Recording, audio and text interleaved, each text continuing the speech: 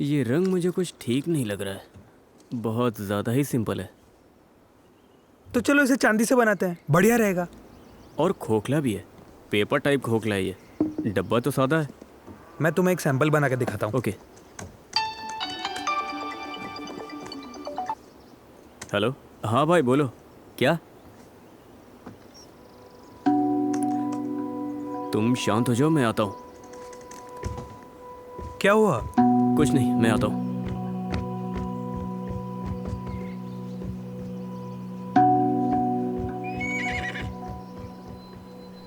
हमें पैसा चाहिए, हमारे पैसे वापस करो। शांत हो जाओ, मेरी बात सुनो। पहले शांत हो जाओ। आज नहीं तो कल हम इस मसले को सुलझा लेंगे, लेकिन तुम लोग इस तरह से करोगे तो ये गलत बात है, सब कुछ खराब होगा। तुमने अचानक से काम बंद करवा दिया और हमें 2 महीने का पगार भी नहीं मिला।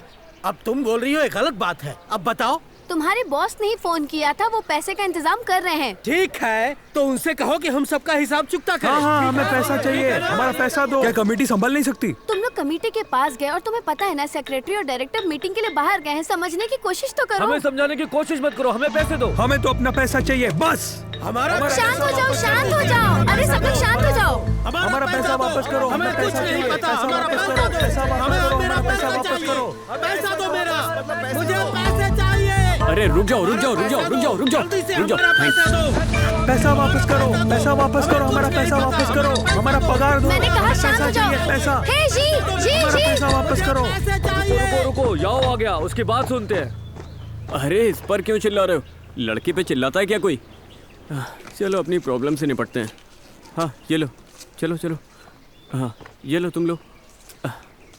भाई जैसे ही मेरे पास फोन आया मैं सब कुछ छोड़कर तुम्हारे पास आया हूँ। चलो शांति से बैठ के बात करते हैं, गुस्सा मत करो, ठीक है? याओ, बॉस चला गया, उसने हमारे पैसे भी नहीं दिए। ठीक है, अगर पैसों की ही बात है तो मैं देता हूँ। बॉस ने इस होम स्टे में लाखों खर्च किए हैं, बस हजारों का काम बाकी है। पंडित भले ही भाग जाए, मंदिर तो वहीं रहेगा ना। देखो इसमें कितने पैसे लगे हैं और तुम्हारा पगार कितना बाकी है। ऐसे ही कोई नहीं छोड़कर जाएगा ना। तो हमें हमारे पैसे दे दो ना। हाँ तो फिर हमें हमारा पैसा दो। पैसे दो। कहाँ है हाँ, पैसे? रुको। याओ, तुमने हमें इस काम के लिए बुलाया था। हॉन्ग जिंग गारंटर है, तुम भी इसमें शामिल हो। असल में 1 महीने की भी देरी होती है, हम काम नहीं करते हैं। बॉस हमारे लिए बहुत अच्छे थे, हम उनकी परेशानी समझते हैं। हमें पगार अभी तक नहीं मिला, फिर भी हम सब मिलकर काम करते रहे। और अब पैसों का इंतजाम कर भी रहे हैं, तो हम लोग कब तक रुके यहाँ पर? हाँ, हम लोग दूसरा काम करें कि नहीं? और कितना इंतजार करें? हमें कोई जवाब नहीं मिल रहा। आपकी बात सही है एकदम। एयरपोर्ट के पास वाले काम में ज्यादा पैसा था। तुमने कहा कि काम हमारे घर के पास बहुत कम है, हम सबको बहुत आसान पड़ेगा। और ये आसान पड़ेगा और हमारे गांव के पास रहेगा। हमने तुम्हारी बात मानी, लेकिन अब बॉस ही नहीं है, हमें पैसे भी नहीं मिले। अब हम क्या करें, बताओ मुझे। देखिए भाई, आप भरोसा करिए मेरा। आज से मैं और हुआंग इसे सेटल करेंगे और मैं शाम तक इसको निपटा दूंगा, ठीक है? मुझे पता है कि आप लोग क्या सोच रहे हैं, सही सोच रहे हो, लेकिन हम ये मसला यहाँ पर खड़े खड़े नहीं सुलझा सकते हैं और हमें ये सोचना है कि हम आपका पगार कैसे आपको दिलवाएं। क्या सब सहमत है? हाँ, याओ भी एक बॉस ही है, इसलिए ये भी बॉस की तरह बकवास करता है। इसीलिए ये हमें भी बेवकूफ बनाना चाहता है और चुप करना चाहता है। लोग यहाँ पर अपना पैसा निकलवाने आए और तुम यहाँ पर लड़ाई लगवा रहे हो, क्यों? चाहो तो तुम अपना पैसा निकलवाने का कोई भी तरीका आजमा सकते हो, लेकिन उसके लिए तुम लोगों को इंतजार करना पड़ेगा। तो फिर काम करो, हमें हमारा पैसा दो। अंकल मारो मत। याओ हमें पैसे देगा या कमेटी देगी? अंकल इसे लात मत मारो, इसे काम के पैसे नहीं मिले इसलिए गुस्सा है, मैं समझ सकती हूँ। हाँ, मैं भी होता तो गुस्सा आता मुझे। चलो जाओ, तुम सब जाओ, यहाँ रुको मत, बहुत गर्मी है। आज तुम सबकी पगार मिलेगी। हाँ, बस थोड़ा सा इंतजार करो। चलो सब लोग नोटिस का वेट करो। चलो अरे सिगरेट चलो तुम नोटिस का वेट करना। भाई ये लो, सिगरेट पी लो। याओ, तुम पर भरोसा है, ठीक है? Thank you.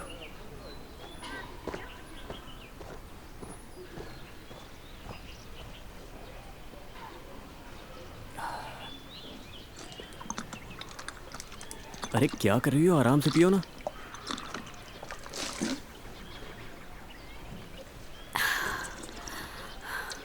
अजीब इत्तेफाक है, सेक्रेटरी और डायरेक्टर दोनों चले गए। मैंने डायरेक्टर को फोन किया तो उसने कहा जाकर संभाल लो। मेरे पहुंचने पर कोई मेरी बात सुन ही नहीं रहा था। मेरे पास बस एक ही मुंह है, तो इतने सारे लोगों को अकेले कैसे समझा पाती। इसलिए प्यास के मारे मेरी जान जा रही थी।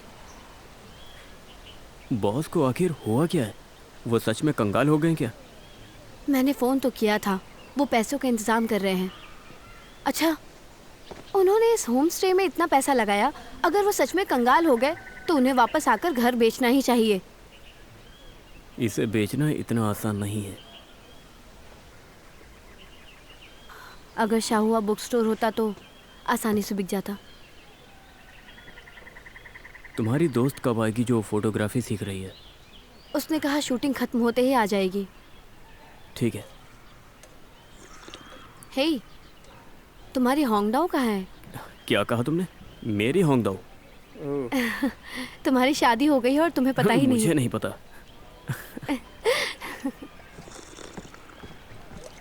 अरे क्वीन,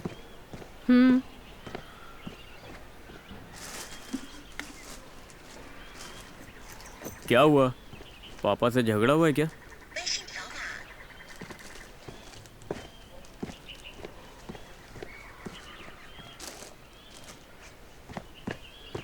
याओ, तुमने वीचैट पर कहा था ना कि तुम्हारी शादी की बातें सारी अफवाहें हैं। क्या ये सच है? हाँ, ये सच है। और मुझे अंकल याओ कहना। फिर क्या तुम मुझसे शादी करोगे? बिल्कुल भी नहीं। क्यों नहीं? मैं क्या कम पढ़ी लिखी हूँ और मुझे कुछ नहीं आता इसलिए ना? क्वीन, जब मैं 10वीं क्लास में था तुम एक बच्ची थी। मैंने तुम्हें गोद में उठाया है, फिर मैं काम करने लगा और जब मैं वापस आता तो तुम्हें पैसे देता। याद है ना तुमको? बहुत से लड़के कम उम्र की लड़कियों को पसंद करते हैं। कुछ टीवी के एक्टर्स अपनी बीवियों से 12 साल बड़े हैं। सही बोल रही हूँ ना मैं शिनशिन? हाँ हाँ हाँ, लेकिन तुम्हारे अंकल याओ को उनकी उम्र की लड़कियां ही पसंद है ताकि उनकी सोच मिले। सोच मिलने का क्या मतलब है? हम दोनों एक दूसरे से सारी चीजें शेयर करते हैं ना। देखो, वो सोच है ना, अलग अलग चीजों पर निर्भर करता है। ये एक तरह से आध्यात्मिक चीज है। सही कहा ना याओ? मुझे नहीं पता। याओ, मैं तुम्हें एक लास्ट चांस दे रही हूँ। अगर मैं कढ़ाई का काम सीखूंगी तो तुम मेरे बारे में सोचोगे? नहीं। ठीक है, फिर मैं भी तुम्हें पसंद नहीं करूंगी। कोई और भी है मेरे पीछे। याओ, वैसे मेरा नाम कैंडी है। Bye bye Candy. कैंडी।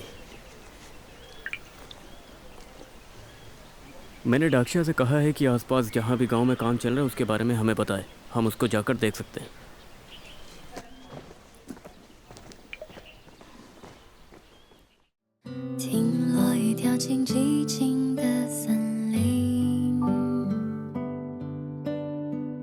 看夕阳之下远